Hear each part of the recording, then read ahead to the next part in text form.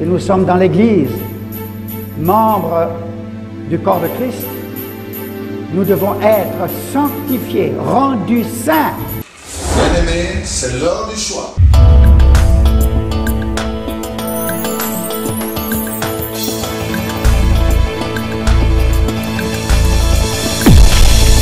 Au pied du Seigneur, je t'invite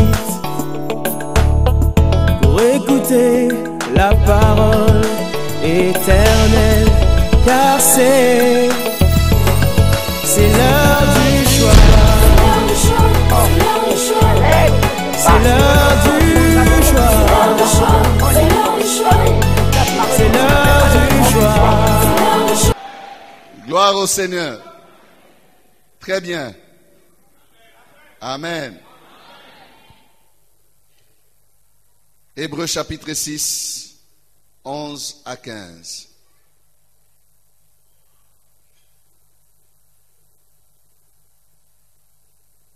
Nous lisons pour nous tous.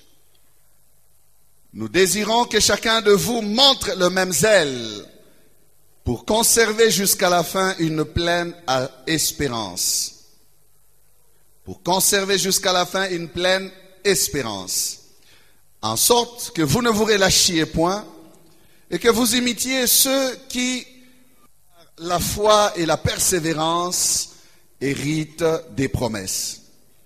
Lorsque Dieu fit la promesse à Abraham, ne pouvant jurer par un plus grand que lui, il jura par lui-même et dit, certainement, je te bénirai et je multiplierai ta postérité. Et c'est ainsi qu'Abraham, ayant persévéré, obtint l'effet de la promesse. Amen. C'est ainsi qu'Abraham, ayant persévéré, obtint l'effet de la promesse. Nous proclamons ensemble Hébreux chapitre 10, 38a. On y va. Et mon juste vivra par la foi. Amen. Bon appétit. Oui, dimanche passé, nous étions sur ce même texte des Hébreux chapitre 6, 11 à 15. Et là, nous nous sommes attelés plus à partager sur la foi qui hérite des promesses. Mais si nous faisons attention et que nous lisions très bien ce texte, nous verrons qu'il n'est pas seulement question de la foi. C'est sciemment que nous avons laissé une parole qui était là et que nous rattrapons ce dimanche pour que la pensée de ce chapitre 6 des Hébreux 11 à 15 soit complète. De sorte que vous imitiez ceux qui, par la foi et la persévérance, héritent des promesses. Amen. La foi, d'accord, mais pas seulement la foi. Ils ont la foi et ils ont la persévérance. Ils ont la foi et ils ont la persévérance. Foi et persévérance. Voilà le sujet de ce matin. Foi et persévérance. Lorsque Dieu a parlé à Abraham, un petit rappel, nous avons dit que cela était tellement bouleversant qu'Abraham partit sans savoir où il allait. Il partit sans savoir où il allait. Pourquoi? Il crut. Dès le départ, la foi est présente, elle était là. Il est parti par une impulsion de sa foi. Il a cru et il a obéi. Sans connaître Dieu, il lui fit confiance. Il partit. Pour toucher Abraham, nous avons dit cela dimanche passé. Dieu a recouru à deux choses. Non seulement qu'il lui a fait une promesse, mais il a aussi juré. Il a aussi fait un serment. Et nous avons parlé de la promesse et du serment. À propos de la promesse, nous avons dit que la promesse, ou toutes les promesses que Dieu fait, sont oui et amen. Parce que Dieu ne ment jamais. Dieu ne pourra pas te mentir. Dieu ne te dira pas des choses pour te séduire, te prendre au dépourvu, te captiver ton attention en te disant des belles paroles. Non, la parole de Dieu n'est pas que belles paroles pour nous saisir, nous captiver. Non, la parole de Dieu, c'est la vérité. Ta parole est la vérité. C'est la vérité. Toutes ces promesses sont oui et amen en Jésus-Christ.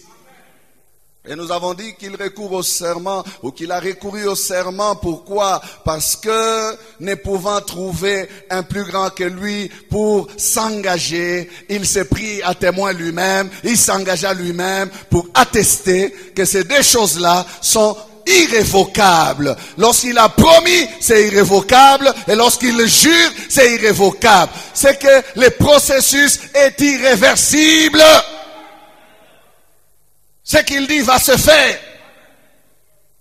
Ce qu'il promet va se réaliser. Et il a dit, je veille sur ma parole pour l'exécuter. J'ai dit, Dieu a un mécanisme de suivi tel qu'il n'y a aucune parole qui lui échappe. Il n'y a aucune parole qui va tomber à terre sans qu'elle ne produise des effets. Non, je veille sur ma parole. Et je disais, frère, il est tout simplement question d'avoir la foi et de saisir les promesses de notre vie pour les poursuivre et les pourchasser, pour les saisir et les voir se réaliser. Amen. As-tu des promesses? As-tu entendu sa voix te parler? T'a-t-il appelé? Et la parole de Dieu est remplie des promesses du Seigneur. Le Saint-Esprit, lorsque quelqu'un entend la parole, ou même quand il est en train de prier, peut faire à ce qu'une parole monte dans ton cœur. Saisis-la. Saisis-la à ce moment-là. Amen. Et il dit, grave-la, écris la parole, grave-la. Qu'elle soit couramment lue, qu'elle soit constamment devant tes yeux. Pourquoi? Pour que tu te renouvelles dans la confiance que tu as en cette parole. Pour que tu ne l'oublies pas. Amen. Abraham crut, et cela lui fut imputé à justice. Cela fut mis sur son compte, c'est-à-dire que ça fut scellé pour qu'il bénéficie de cela. Alors imaginez, depuis le temps où Abraham a cru, jusqu'au temps où Dieu va accomplir, réaliser sa promesse, 25 années vont s'écouler. Tu pouvais dire à Abraham que la parole que tu viens d'entendre aujourd'hui va se réaliser dans 25 ans. Abraham ne le savait pas. Non, il a entendu, il a cru et il s'est mis en marche. Dans son cœur, peut-être qu'il se disait, dans 3 jours, il va me montrer le pays. Lorsque j'aurai marché 40 jours, il va me montrer le pays. Et 40 jours après, il pourrait dire, dans 100 jours.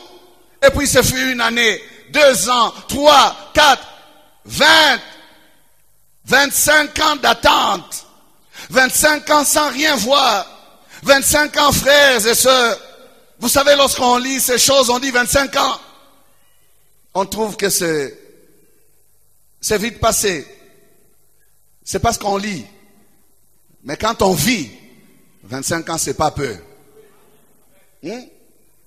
C'est beaucoup dans une vie. Vous avez combien de 25 ans dans votre vie? La plupart d'entre nous n'auront pas plus de 3-25 ans. Pas plus de 3-25 ans. Seuls les robustes, les plus robustes, auront plus de 3-25 ans. 3-25 ans, ça fait combien? 75 ans. C'est vite passé lorsqu'on lit ces choses. Mais vivre ces choses, ce sont des longues années d'attente. Ce sont des longues années de patience. Ce sont des longues années d'interrogation. Combien de fois Abraham a pensé que la promesse là, c'est Eliezer. Nous avons déjà parlé de ces choses ici. Voici, je m'en vais sans enfant, sans héritier. C'est Eliezer de Damas, mon serviteur, qui sera mon héritier. Il a parlé à Dieu comme ça, Abraham. Dieu a dit, non, c'est celui qui sortira de tes entrailles. Je ne mens pas, Abraham. Garde ta foi. Dieu lui rappelait la promesse. lorsque lui-même voulait se fatiguer.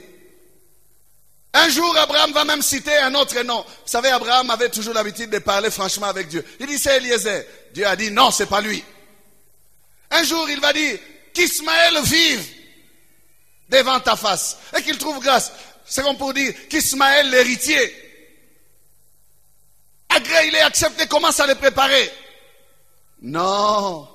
Alors, Dieu dit, Abraham, tu cites un nom, je vais te citer aussi un nom. Tu cites un nom et tu penses que dans ma promesse, il n'y a pas de définition. Ce n'est pas Ismaël. Car Sarah enfantera certainement. Et l'enfant qu'elle enfantera, tu lui donneras le nom d'Isaac. Et tu n'as pas encore compris. Dieu tient à sa promesse. Et lorsque Dieu fait une promesse, souvent c'est nous qui ne saisissons pas tous les contours de la promesse. Mais Dieu saisit très bien ce qu'il dit. Ta promesse a un nom. J'ai dit à quelqu'un que ta promesse a un nom. Non, tu n'as pas encore très bien compris. Ta promesse est très bien définie par celui qui l'a faite. C'est à tes côtés, c'est à tes yeux, c'est dans ton cœur que les choses sont floues. Il m'a dit qu'il fera des choses. Mais c'est quelle chose? Je ne les vois pas, je ne les saisis pas. Pour lui, c'est clair. Ça porte un nom. Dès le jour où il a parlé pour la première fois, Dieu savait que le fils s'appellera Isaac. Abraham, je ne t'ai pas donné le nom depuis le premier jour parce que je t'ai regardé. Mais tu as commencé à me présenter des dossiers. Oh, c'est Eliezer. Oh, c'est Ismaël. Non, c'est Isaac.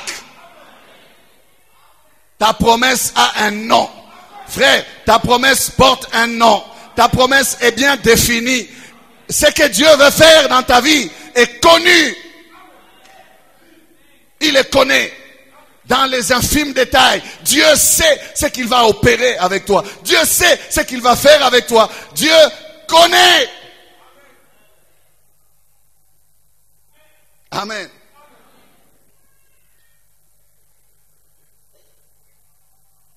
Il connaît. Dieu sait. Il ne promet pas des choses incertaines, pas précises. Non, non, c'est défini. Il n'y a pas de flou dans sa pensée. Le flou, c'est de notre côté. Il dit, ce que je fais, tu ne les comprends pas, mais tu les comprendras plus tard. Vous savez que la révélation est progressive. Même dans la promesse, on commence à saisir. Je vois maintenant ce qu'il disait. Oh, je comprends maintenant ce qu'il voulait faire. C'est après. Nous sommes là à comprendre. Et nous devons prier et dire, Seigneur, aide-moi à saisir ta pensée correctement. Suis-je dans la même compréhension que toi? Est-ce que c'est ça vraiment? Amen. 25 ans. Qu'est-ce que Dieu cherchait? Dieu voulait qu'Abraham puisse persévérer. Il le dit dans la parole. Abraham persévéra et il obtint l'effet de la promesse. Il a persévéré. C'est ainsi qu'Abraham, ayant persévéré, obtint l'effet de la promesse. Obtint l'effet de la promesse. Après quoi? Après avoir persévéré. Alors je dis encore ceci, frères et sœurs, qu'entre les temps où Dieu nous visite et nous donne la promesse et les temps de l'accomplissement, il y a souvent une durée. Nous voulons que Dieu qui a parlé ce soir, le lendemain déjà nous nous réveillons, tout a changé. Nous voulons cela. Tout a changé. Ce qu'il a dit commence parce qu'il a dit.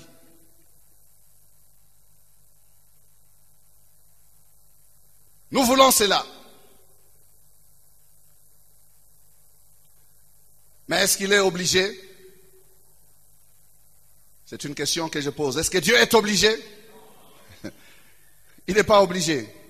Entre la vision et la réalisation de la vision, bien souvent il y a un écart. Il y a un écart. Entre les rêves et le temps où les rêves vont devenir réalité, il y a un temps qui s'écoule, qui se passe. Regardez avec Joseph. Entre les rêves et l'accomplissement de ces rêves, il y a quoi? Il y a la citerne, il y a l'esclavage, il y a Potiphar, il y a la prison. Que d'événements il y a entre les rêves et l'accomplissement du rêve. Que du temps s'écoule, frère, entre les rêves et la matérialisation du rêve. Tu as rêvé, c'est bien. Mais quand tu te réveilles, tu te rends compte que tu as encore les deux pieds dans la situation d'hier et non dans celle du rêve. Non, ne conteste pas ton rêve. Garde-les. S'il faut en parler, parlez-en. Amen. Entre ce que Dieu dit et ce que Dieu fait par rapport à ce qu'il a dit, bien souvent il y a un espace. C'est pas collé. Je dis bien souvent. Donc des fois, Dieu peut parler, 2 minutes après, ça se fait. Amen. Mais souvent, il y a un espace, il y a un temps. Alors dans ce temps-là, dans cet espace-là, dans cet écart-là, dans cette durée-là qui va s'écouler, non seulement nous sommes appelés à garder la foi, à avoir la foi, à nous rappeler la promesse, mais nous sommes aussi appelés à la persévérance. À la persévérance. La persévérance. La persévérance, c'est quoi? Ce mot signifie tout simplement action de persévérer. Alors, si on dit action de persévérer, c'est qu'il faut définir persévérer pour comprendre la persévérance. Persévérer, c'est persister dans une action. Persister dans une action, dans une résolution, dans une attitude, malgré les difficultés rencontrées. Malgré les problèmes que l'on va expérimenter, on ne change pas d'attitude. Malgré les circonstances et les vents qui peuvent vous secouer, on garde la résolution. La décision de continuer demeure. On ne quitte pas la position. On tient ferme. Voilà, persévérer. Persévérer a pour synonyme, écoutez, les synonymes de persévérer, pour comprendre très bien. Il a pour synonyme insister. Insister. Persister. Et même j'ai aimé cet autre synonyme. S'entêter. Ne pas lâcher. Continuer à tenir. Peut-être qu'on titube un peu, on est secoué, mais on avance. Tant qu'il y a encore la force, on avance. Mais tu vas tomber. Non, celui qui m'a dit d'avancer me donnera la force. Je vais avancer. Je suis déterminé à avancer. Je vais avancer. Il y a la détermination aussi dans persévérer. Tenir dans sa résolution. Voilà. Alléluia. Bon, on avance. Alors, que chacun puisse comprendre ce que ça veut dire, persévérer. Amen. Insister, persister, ne pas céder, malgré les difficultés. Yikampiko, tiens ferme, kankamanatu taweza. Alléluia. Alors, une autre petite définition que l'on donne souvent avec le mot persévérance, on dit, ou persévérer, on dit percer et voir. Ou percer avant de voir. S'il y a un mur et que tu voudrais voir de l'autre côté, il faut commencer par percer les murs. Oh, pour percer les murs, il faut un effort. Fournis un effort, tu vas finir par trouer. Ce ne sera pas facile, mais tu trouveras. Et tu vas voir. Percer avant devoir. Amen. C'est la persévérance qui a soutenu Abraham. C'est la persévérance qui a soutenu la foi d'Abraham. La persévérance a soutenu bien d'hommes et de femmes de Dieu dans la parole de Dieu. La persévérance a soutenu Job. C'est elle qui a permis à Job de rejeter la proposition de sa femme, qui lui disait, maudit Dieu et meurs. Non. Elle a dit d'ailleurs, tu persistes dans ton intégrité. Donc, tu es en train de persévérer pour rien. Arrête seulement et meurs. Job a dit, non.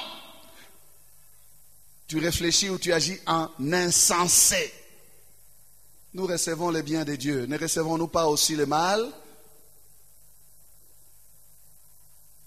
L'Éternel a donné, l'Éternel a repris, que le nom de l'Éternel soit quoi?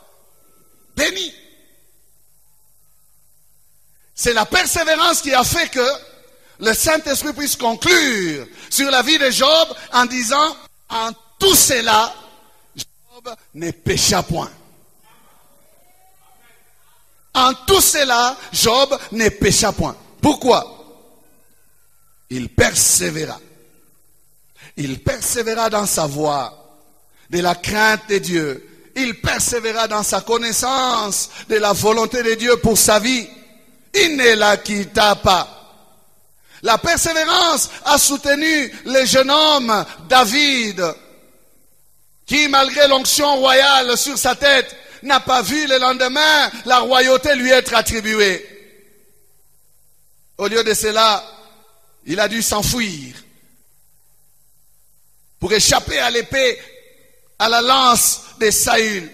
Poursuivi par Saül, David a dû attendre plus de 14 ans avant d'accéder à la royauté. C'est la persévérance qu'il a soutenue. La persévérance, frères et sœurs, la persévérance. David, à un moment même de sa vie, a eu entre ses mains Saül comme ça. Il pouvait le tuer. Les gens qui étaient avec lui ont dit, ton ennemi est là devant toi. Finissons-en. Mais David sentait toujours quelque chose dans son cœur qui lui disait, non, ne mets pas la main sur loin de l'Éternel. David avait déjà l'onction sur lui. David pouvait dire, l'onction m'a déjà été donnée. Cet homme est abandonné de Dieu. Il n'a plus Dieu sur lui. Je le tue, je m'assieds sur le trône. Non, écoutez, dans certains cas, l'homme qui a la promesse de Dieu refuse de s'introduire par lui-même dans la promesse. C'est mieux que le Seigneur t'introduise. C'est pas parce que tu as la promesse que tu vas forcer les choses. Alors, il y a des personnes qui trouvent que, bon, j'ai la promesse, l'occasion est favorable. On dirait que Dieu traîne. Qu'est-ce que Dieu attend? J'entre moi-même. Frère, tu entreras, tu seras seul. David a persévéré. J'ai l'onction, c'est vrai, mais il faut que le Seigneur qui a envoyé son serviteur me oindre puisse m'introduire dans la royauté. Le trône n'est pas vide. Si Dieu me veut sur le trône, qu'il commence par lui-même à enlever celui qui est assis. C'est pas parce que Dieu te donne la promesse qu'il te rend responsable de te préparer aussi la place soi-même. Frère, attention. Est-ce que tu me suis? Laisse l'auteur de ces choses les accomplir. Et il les accomplira fidèlement en son temps. Amen. La persévérance. La persévérance. Dieu veut des fils et des filles persévérants. Il veut nous voir lui faire confiance, non pas seulement dans notre début, mais dans notre marche de tous les jours jusqu'à la fin. Il veut voir cette attitude nous caractériser. Tu as des promesses, c'est bien. Tu as la foi, c'est encore bien. C'est même très bien d'avoir la foi. Il te faut aussi persévérer. Il te faut persévérer. Dieu veut former le caractère de son peuple. C'est pour cela qu'il s'est permis de faire 25 ans avec Abraham. 25 ans. Qu'est-ce que Dieu attendait? C'était facile pour lui de donner Isaac. 3 mois après la promesse. Dieu avait tout. Amen. Mais Dieu est souverain. Amen. C'est pour cela qu'il se permet d'amener Joseph en Égypte. Il se permet de l'amener en Égypte. Par quel moyen? En étant vendu. Alors imaginez-vous, pendant que le jeune homme Joseph est en train de traverser les frontières, il dit, je quitte mes frères, je quitte ma famille. Quand est-ce que je verrai se réaliser cette promesse? Dieu est un menteur, il a menti. J'oublie ces choses. J'abandonne Dieu. C'est sans savoir que là où il est en train d'entrer, c'est là que les rêves vont se réaliser. Là où il est en train d'avancer là, c'est là qu'il va croiser les dieux des accomplissements. Frère, ne sois pas pressé de conclure et ne laisse aussi personne conclure avant que celui qui t'a promis les choses ne puisse les faire, les réaliser. Amen. On est pressé. On est pressé. Zambe Sokozali. Tu commences à douter, Kazala. Tu commences à dire que Dieu n'existe plus. Pourquoi tu m'as laissé comme ça? Alors que tu avais promis.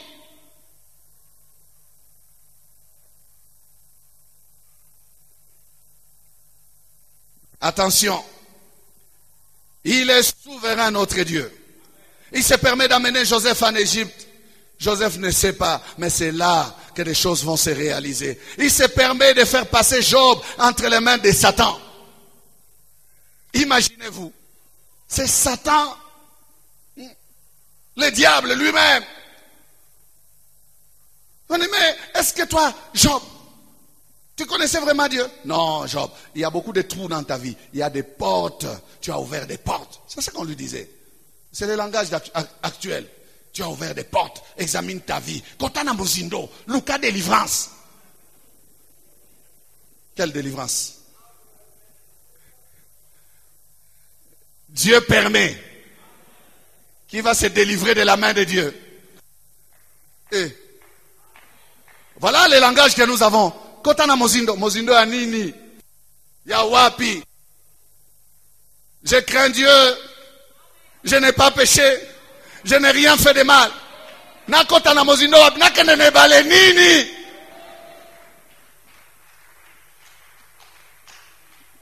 Vous me demandez Mozindo. Oh wapi. Je reste là assis. Je reste là, je vais attendre. Et Job disait à ceux qui le contestaient là, qui lui disaient, tu as péché, tu as péché, tu as péché. Job, tu as péché. Il leur disait, mon Rédempteur est vivant. Je sais qu'il se lèvera le dernier. Moi, je reste là, je l'attends, je l'attends, je l'attends. Il me rendra de compte, il me dira ce qu'il a fait avec moi. Et à la fin, il pouvait dire, mon oreille avait entendu parler de toi. Mais mes yeux t'ont vu, mon œil t'a vu. Je connais maintenant comment tu agis. Je connais maintenant comment tu fais. Je sais que ces choses, c'était toi. Frère, dis à ceux qui t'accusent d'avoir péché, qu'ils ne savent pas ce que tu endures, qu'ils ne comprennent pas ta souffrance. Ils n'ont pas pitié. Ils sont sans miséricorde. Dis-leur cela. Amen.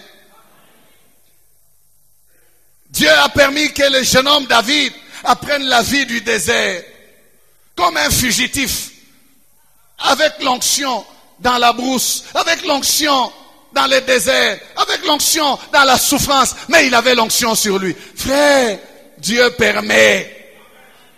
J'ai dit à quelqu'un, Dieu permet. Dieu permet. Pendant que ses serviteurs étaient en train de passer ces moments-là, Dieu avait toujours le contrôle de leur vie. Voilà pourquoi il nous faut persévérer.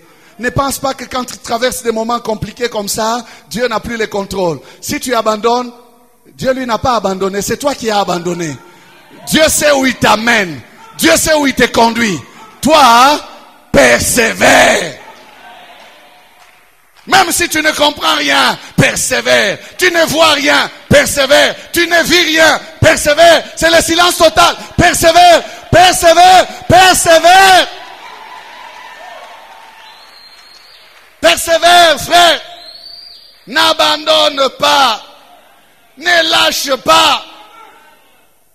Et j'aimerais te dire que ce que l'ennemi cherche, lorsqu'il t'incite à abandonner, il veut que tu rates. Parce que bien souvent l'ennemi sait que Mutoyo, c'est lui qui a promis là, il finira par faire de cet homme ce qu'il lui a dit. Alors, embrouillons sa pensée, embrouillons-le dans le découragement, comme ça il va se retirer et l'autre n'accomplira plus ce qu'il lui avait promis. Frère, c'est toi qui auras quitté. Ne quitte pas ta place. Persévère. La persévérance est utile à toute foi véritable. Elle est utile à toute foi véritable. Elle doit l'accompagner. Elle doit accompagner notre foi. Elle est l'amie de la foi, la persévérance. C'est une complice de la foi, la persévérance. C'est elle qui donne à la foi sa fermeté. C'est elle qui donne à la foi son entêtement. Les hommes de foi sont des hommes têtus. Parce qu'ils savent en qui ils ont cru. Et ils savent qu'il ne ment pas. Ils savent que ce qu'il a dit est vrai. Ils savent que ce qu'ils croient finira par venir se réaliser. Alors, ils s'entêtent. Justement comme Job. Tu t'entêtes alors que tu souffres. Dis oui, je m'entête parce que je suis du bon côté. Je suis du bon côté. Je m'entête. S'il n'y a pas de persévérance, la foi va lâcher. Elle ne saura pas attendre, même pas 2 jours. Même pas 3 jours. À la première difficulté, elle lâche. Elle dit, les promesses qu'il a dit ne sont pas oui et amen. Ne sont pas oui et amen. C'est elle, la persévérance, qui aide la foi à dire non au compromis. À dire non au compromis. Je souffre, mais je ne vais pas aller chez les féticheurs. Je souffre, je ne vais pas voir les marabouts. Je souffre, je ne vais pas devenir occultiste. Je sais que j'ai besoin d'argent, mais je ne prendrai pas l'argent d'une manière sale. Je souffre, c'est vrai, mais je persiste dans ma foi. Je reste là.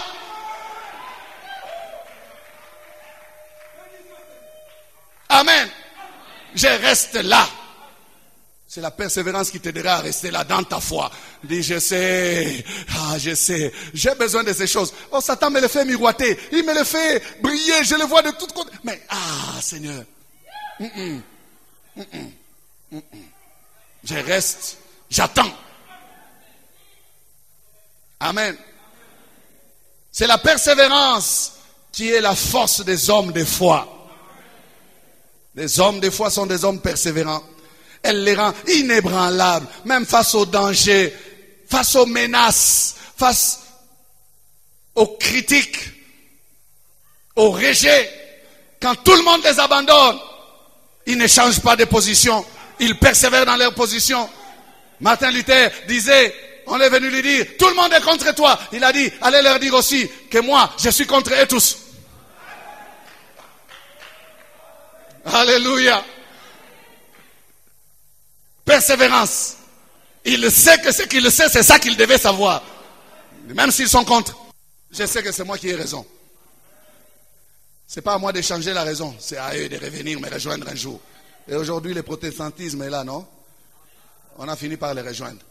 Ceux qui l'avaient exclu de leur église avaient tort. C'est lui qui avait raison. Nous sommes sauvés par grâce. Au moyen de la foi. Ce n'est pas en donnant de l'argent que nous sommes sauvés. Et cet homme avait raison. Amen. La persévérance doit te soutenir, mon frère. Doit soutenir ta foi. La persévérance, elle porte la foi. Elle la soutient pour lui permettre d'avancer. Tout ce que nous faisons dans le Seigneur doit être fait avec persévérance. Parce que l'ennemi nous guette. L'ennemi perturbe même nos voies. Il désire nous voir négliger les choses, abandonner. Mais tout ce que nous faisons, nous devons le faire avec persévérance. J'aime bien les premiers disciples du Seigneur Jésus-Christ, les saints du premier siècle. Ils persévéraient en tout. Acte 2, 42. Ils persévéraient dans l'enseignement des apôtres, dans la communion fraternelle, dans la fraction du pain et dans les prières. Amen. Ils persévéraient en tout. C'est-à-dire qu'ils exerçaient ces choses avec le zèle approprié. Non seulement avec le zèle, mais ils persistaient dans leur zèle. Quand on voulait les stopper, ils se défendaient et ils continuaient. On leur disait d'arrêter, ils n'arrêtaient pas, ils continuaient parce qu'ils savaient que c'était le bon choix. Ils persévéraient. Dans la prière, il faut persévérer. Ah, combien plus on a besoin de persévérance dans la prière. Si on suit ce type ici, on ne prie pas. Lui, il dit toujours, tu prieras demain. Quand tu arrives demain, c'est demain encore. Il te dit toujours, je suis fatigué. Ah, ce type, les crucifiés. Il te pousse à abandonner la persévérance. Nous avons besoin de persévérer, frère. La persévérance doit nous caractériser. Être chrétien, c'est une affaire de foi en Jésus-Christ, mais c'est aussi une affaire de persévérance en Jésus-Christ. La Bible nous enseigne la persévérance des saints. Les saints sont des hommes qui ont un caractère persévérant. Amen. Un caractère persévérant. Je prends l'exemple de Daniel. Le roi était en train de l'observer. Le roi l'a aimé à cause de sa fermeté, à cause de sa persévérance. Et lorsque les méchants l'ont trahi, ont trahi Daniel, et ils ont fait signer au roi une loi injuste, condamnant Daniel à la fosse au lion, le roi a été brisé dans son cœur. Écoutez le témoignage de cet homme. Daniel chapitre 6, verset 16. Alors le roi donna l'ordre qu'on amena Daniel et qu'on le jeta dans la fosse au lion. Le roi prit la parole et dit à Daniel, puisse ton Dieu que tu sers avec persévérance te délivrer. La loi est déjà signée, Daniel. Je ne peux plus rien y changer. Mais je peux au moins demander à ton Dieu que toi, tu sers avec persévérance qu'il te délivre. Le dernier recours, c'est ton Dieu. Ce n'est plus une affaire du roi. Il est dit que ces jours-là, cette nuit-là, le roi était triste. Le roi n'a même pas fait ce qu'il avait l'habitude de faire chaque nuit. Manger, boire, se réjouir, avoir des femmes avec lui et tout ça. Non, il jeûna. Il dormit triste. Et à la première heure, à l'aube au matin, c'est lui le premier devant la fosse de Daniel. Oh frère, sois un frère persévérant. Sois une sœur persévérante. Ton témoignage sera un témoignage favorable. Cet homme vient à la tombe de Daniel.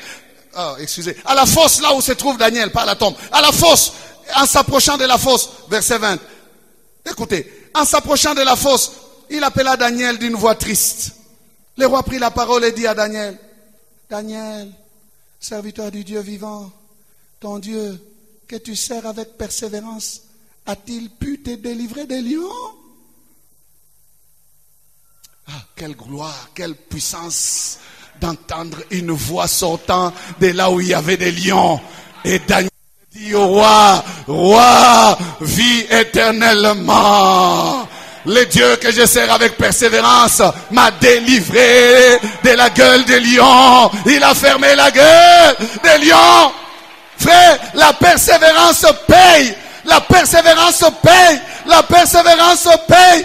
La persévérance paye.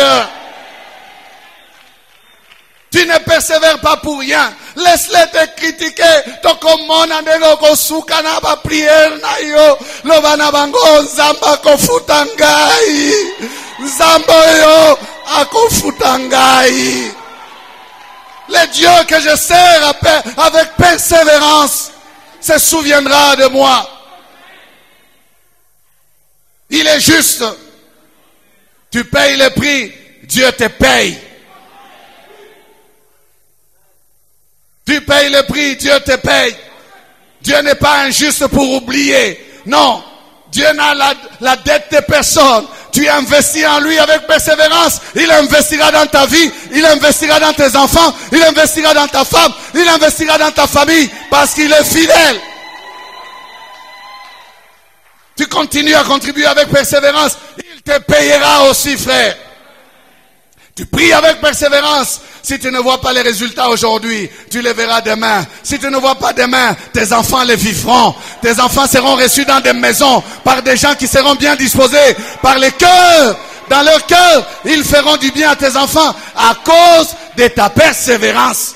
Ils diront non, leur papa, c'était un homme de bien. Allez, je paye les minervales pour vous à l'université. Parce que votre père, c'était un homme de bien. Nous avons étudié avec lui. C'était un ami. Je paye. Alléluia.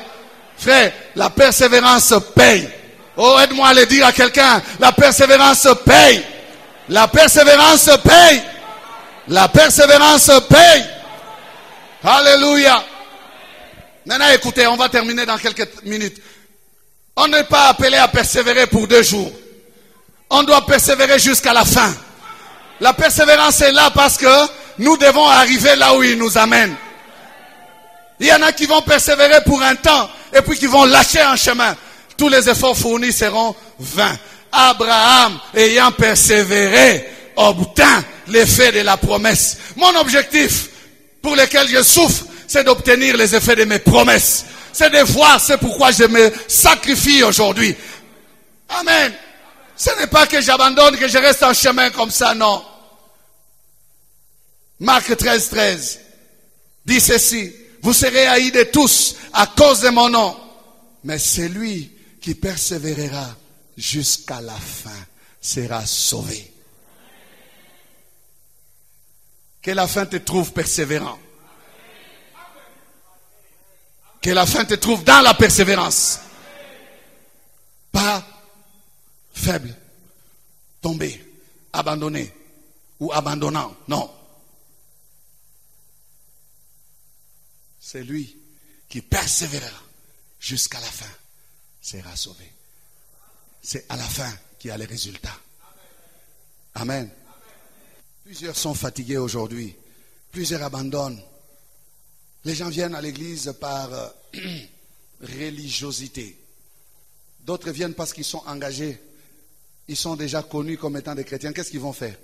Mais à l'intérieur, la substance n'est plus là. On ne prie plus, on occupe une place, c'est vrai.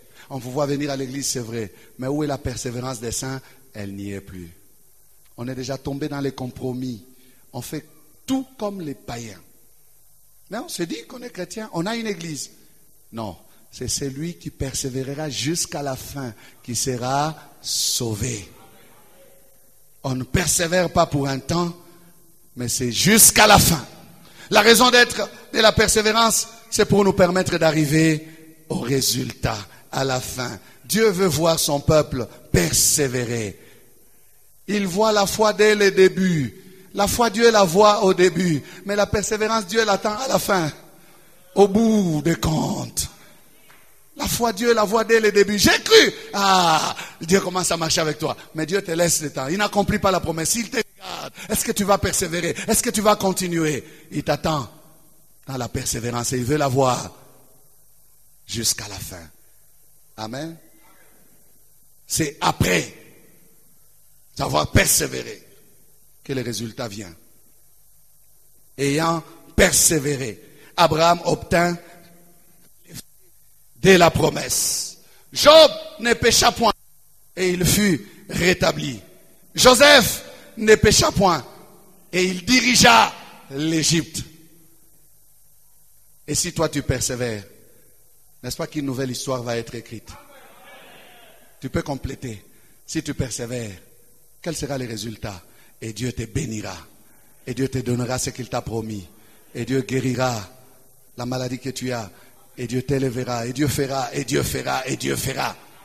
foi et persévérance. Amen. Baissons la tête. Bien-aimés, merci pour votre attention. Vous venez de suivre l'émission L'heure du choix. Nous avons parlé de la foi et de la promesse et de la persévérance. Nous avons parlé de foi et persévérance. Et nous bénissons le Seigneur pour votre attention, votre disponibilité. Alors que nous voulons nous séparer, nous voulons juste vous exhorter à méditer et à sonder encore vos voies, à vous mettre devant les miroirs de la parole de Dieu pour que vous puissiez accomplir cette volonté qui a été communiquée. Dieu ne ment jamais. Ce qu'il promet, il le réalise. Et il voit la foi au début et il veut voir la persévérance nous accompagner durant notre marche, pendant notre marche. Vous avez besoin de prendre maintenant la décision de donner votre vie à Jésus-Christ.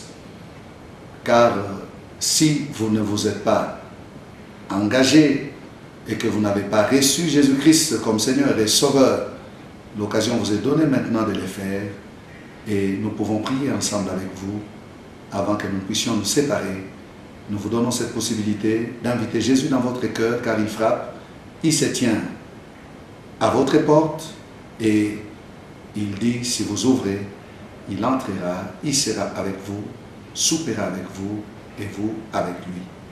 Faites cette prière avec moi et Jésus-Christ qui est fidèle, qui veille sur sa parole, deviendra votre Seigneur et Sauveur et une nouvelle page de votre histoire va commencer à s'écrire.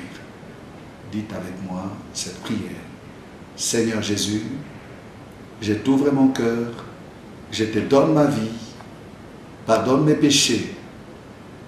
Je reconnais m'avoir dirigé moi-même, mais maintenant je te cède le contrôle de ma vie, de ma volonté. Règne à moi, sois mon Seigneur et mon Sauveur. Inscris mon nom dans ton livre de vie.